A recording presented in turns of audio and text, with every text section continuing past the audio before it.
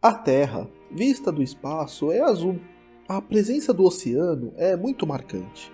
Nosso planeta é o único conhecido que possui água em forma líquida em sua superfície, e sem ela a vida não existiria ou prosperaria. A água tem uma importância vital para todos os organismos. A origem da água em nosso planeta é incerta.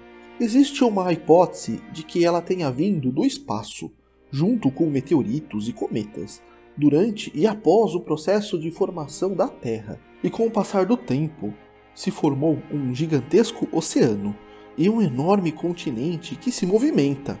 A tectônica de placas, que é o movimento das placas da crosta terrestre, provoca fenômenos geológicos violentos, como erupções vulcânicas, terremotos, tsunamis, falhas na superfície que configuram e reconfiguram todo o relevo terrestre ao longo do tempo. Até que chegamos aos dias atuais, com a formação da Terra que conhecemos, possuindo 6 grandes continentes, que são a África, a Ásia, a Europa, a Oceania, a América e a Antártida, e um vasto oceano dividido em grandes áreas, que chega a cobrir 360 milhões de quilômetros quadrados, ou 71% de toda a superfície da Terra. A humanidade, com a sua curiosidade, já aprendeu muito sobre o céu, sobre o espaço e o universo em si, mas ainda sabe muito pouco sobre o fundo do mar e os seus mistérios.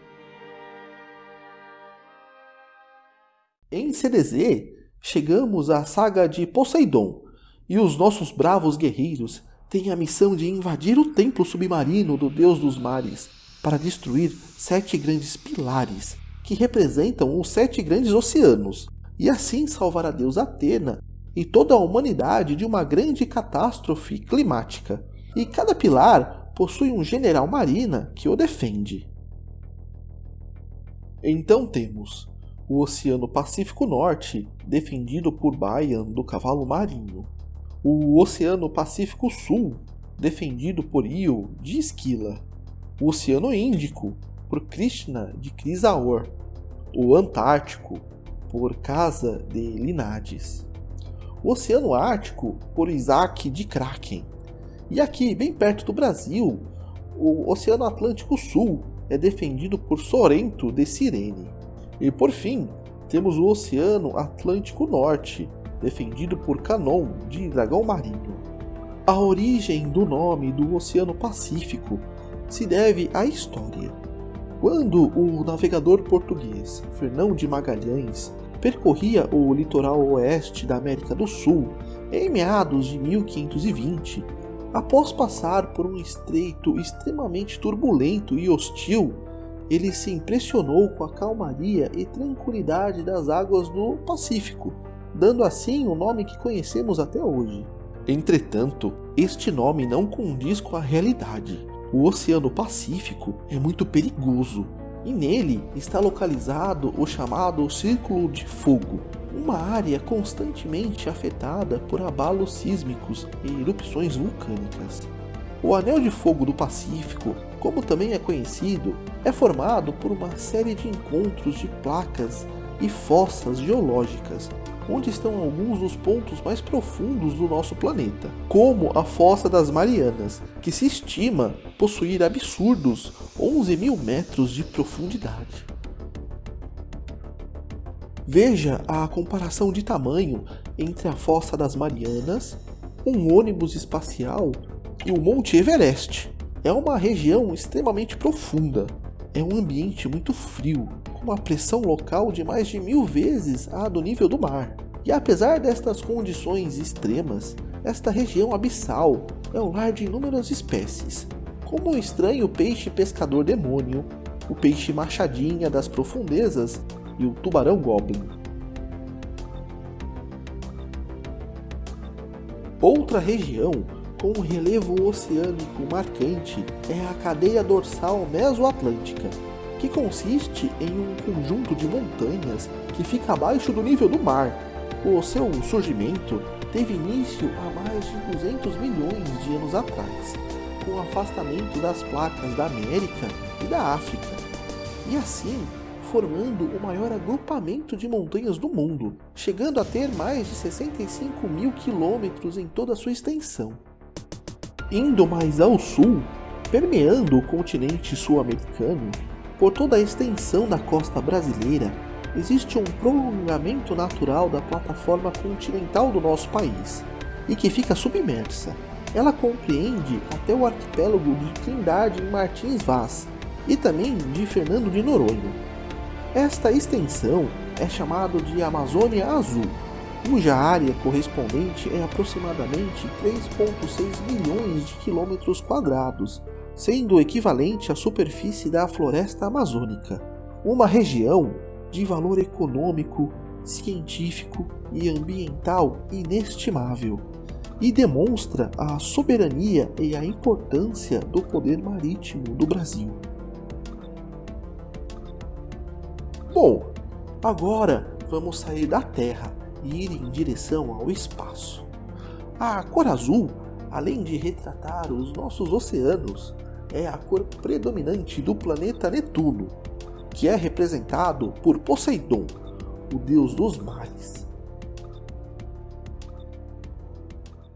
Na mitologia, Poseidon se juntou com seus irmãos Hades e Zeus para derrotar os titãs em uma batalha mortal chamada de Titanomaquia. Eles acabaram ganhando a guerra e dividiram o mundo em 3 partes para reinarem. Enquanto Zeus escolheu ficar responsável pelos céus e Hades pelo submundo, Poseidon ficou com as águas. Passou a viver no fundo do mar. Poseidon era conhecido pelos seus surtos de raiva e grande descontrole, e era considerado um dos deuses que se deveriam temer. E não é à toa, as tempestades, furacões e o mar revolto não são para qualquer um, principalmente para os antigos navegadores.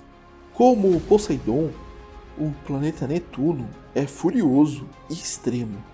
Ele é um gigante gasoso gelado, que está a uma distância do Sol de 4,5 bilhões de quilômetros, ou 30 unidades astronômicas.